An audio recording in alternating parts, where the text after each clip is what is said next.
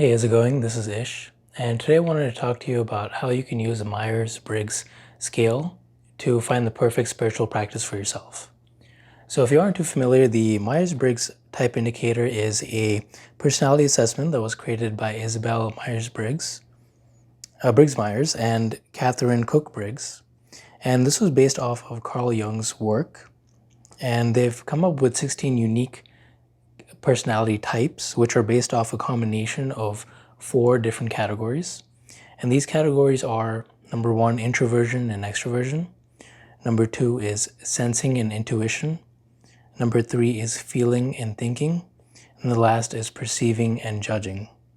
So these categories are a bit broad, and I know you can't really pinpoint everyone into these 4 specific categories, but what I really like about the system is the in-depth explanation that you can find due to each character type's cognitive stack. So within every person's character type, they have basically a couple of different cognitive functions, and I find this is where the magic of the MBTI really comes in. So the cognitive stack is how you basically would operate and your default modes of operating with the world and how you think of yourself and how you interact with others. So I'm going to use myself as an example. So for myself, I am a INFP, which stands for Introverted Intuition, Feeling, and Perception. And my stack, basically my cognitive stack, would be my most dominant feeling would be Introverted Feeling. That's my most dominant cognitive stack. So this kind of runs as a default. So introverted feeling means that I tend to look inwards and notice my feelings and how that compares to how things would compare to my own personal morals and values and what I hold important. And then my auxiliary function, so this is something that is a little bit less obvious, would be extroverted intuition. And extroverted intuition likes to look for new possibilities and fun possibilities out there. So it's engaging the world and finding different patterns and things I can look forward to. And then my tertiary function, so this is a little bit less pronounced, something I kind of have to work a little harder at, would be introverted sensing. And introverted sensing is responsible for just being aware and looking back to the past for experiences and seeing how that relates to the present. And then my least developed function, and this is for INFPs, is my extroverted thinking. And this is where you actually take all those ideas that you have and actually put it to action and set concrete goals and accomplish them. So it's an energy of action. And this is pretty underdeveloped for me. So you might be thinking, okay, what does this have to do with meditation or spirituality? Well, if you take a look at my personal functions, so my most dominant function is introverted feeling, you can kind of see that there's certain spiritual practices and concepts that would work really well for me. An example of that would be the law of attraction. So if you think about it, the law of attraction really focuses on feeling, going inwards and noticing how you feel. A lot of the core tenets are based around emotion and your introverted feeling. Some concepts, some phrases would involve like energy attracts like energy. And you might have heard that when you feel in a better mood, you tend to attract better things in your life. This is very energy-based and something that people who are very dominant in this specific mode would really benefit from the teachings. And then also, I had also done my yoga teaching training on chakras, and I learned a lot about chakras and energy work as well. And chakras are a concept of different energy centers in the body, so they aren't very physical. It's more of something you can kind of visualize in your mind, and it's kind of a framework of energy, which is a little bit metaphysical, if you will, but something that really works well with my cognitive functions because it's looking inwards, looking at energy, flow, movement, and all that, and that tends to work for me. I really also find that I like inner body meditation scans, and this is where you look inwards and feel the warmthness in your body, in your limbs, and you can really feel it. It's more of a sensory kind of thing, and that's something that I personally resonate with. Now, what happens if you're the opposite of me? So you're someone who is a ESTJ, which is extroverted sensing, thinking, and judging. It's also nicknamed as the executive, or you might be an ENTJ, which is Extroverted Intuition, Thinking and Judging, which is nicknamed the Commander. So these are obviously very different words than the INFP, which is known as the Healer or the Mediator. So these are very different terms, right? And opposite personality types. So you'll find that with people who are ESTJs or ENTJs, their most dominant cognitive stack is extroverted thinking. So if you recall, when I give you a breakdown of my cognitive functions, my most inferior function was extroverted thinking, the ability to make decisions and actually go and set forth and actually accomplish them. So that's my least dominant function. But for people who are ENTJs or ESTJs, that's their most dominant function. So it's similar to my introverted feeling, where this just comes natural, something I just naturally do is look inwards. For them, taking action and setting goals is very natural to them and something they really like doing, just part of who they are.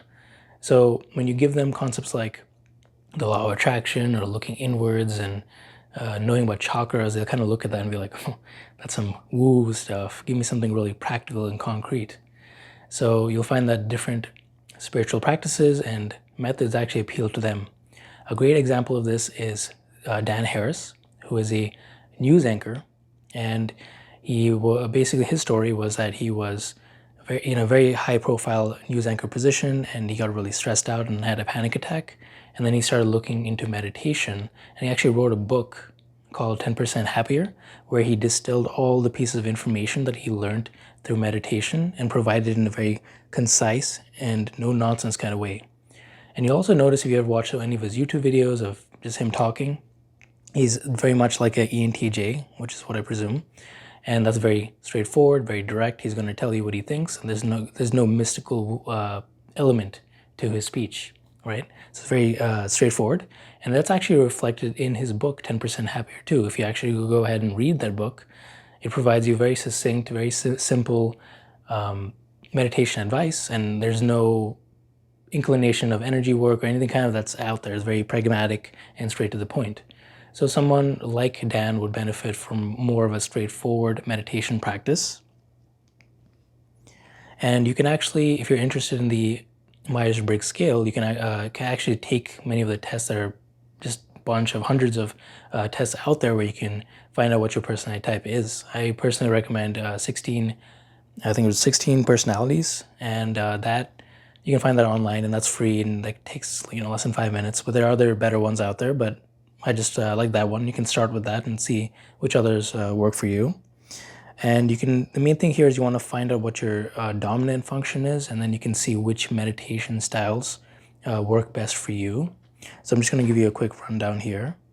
So if your dominant function, so once you find out that what your type is, whether it's an INFP or ENFP or ESTJ, whatever it is, once you find that out, find out what your most dominant cognitive stack is. And if your most dominant stack is introverted feeling, you will really benefit from law of attraction type practices, things that have to do with energy work. And if your most dominant stack is extroverted feeling, on the other hand, so not introverted feeling, but extroverted feeling, you would then benefit from practice such as loving kindness or bhakti or chanting, really devotional practices.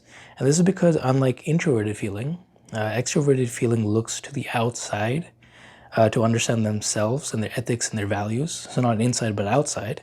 So their catchphrase would be, how does this impact other people? So more practices where it's more community oriented and where you're looking at the greater good for other people, that would be a great practice for someone who is extroverted feeling dominant. Now, if you're introverted thinking dominant, and this would mean that your way of organizing the world is through using logic.